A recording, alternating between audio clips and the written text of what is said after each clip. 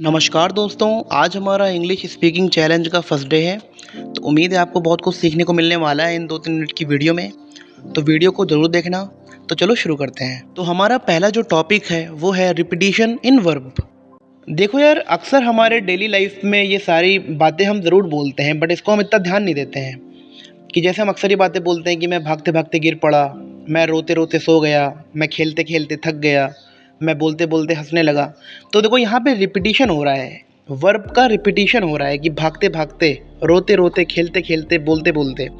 तो इसको हम इंग्लिश स्पीकिंग में कैसे यूज़ करेंगे? तो भाई, अब जो मैं बात बोलने जा रहा हूँ उसको बहुत ध्यान से सुनना, ज़िंदगी भर नहीं भूलोगे। अगर वर्ब में रिपीटिशन होता है, अगर वर्ब में रिपीटिशन होता है तो वहाँ पे हम वाइल का यूज़ करते हैं। जैसे कि चलिए हम एक एग्जांपल देख लेते हैं छोटा मोटा, उसके बाद फिर हम सेंटेंस को देखेंगे 2-3।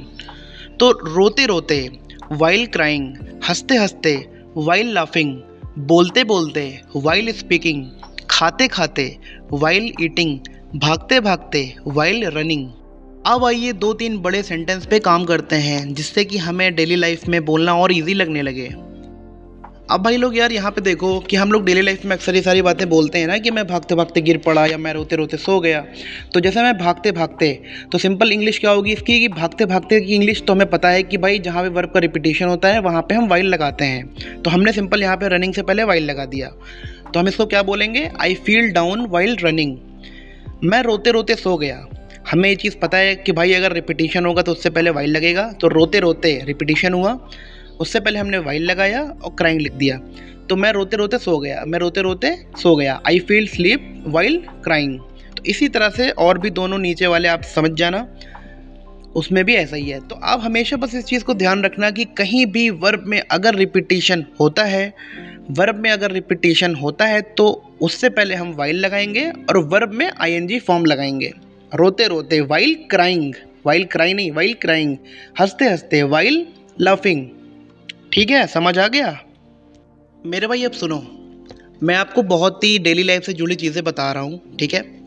जैसे कि देखो, मैंने आपको आज बताया कि वर्ब में अगर रिपीटिशन होगा तो वाइल लगेगा और वर्ब का आईएनजी फॉर्म आएगा, ठीक है? मैं आपको रटा नहीं रहा हूँ, मैं आपको समझा रहा हूँ, ठीक है?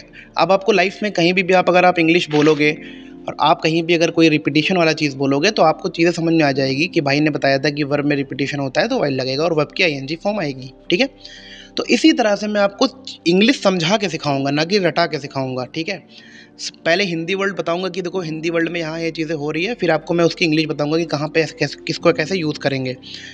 तो इसको हम बोलते हैं रिपीटिशन इन वर्ब।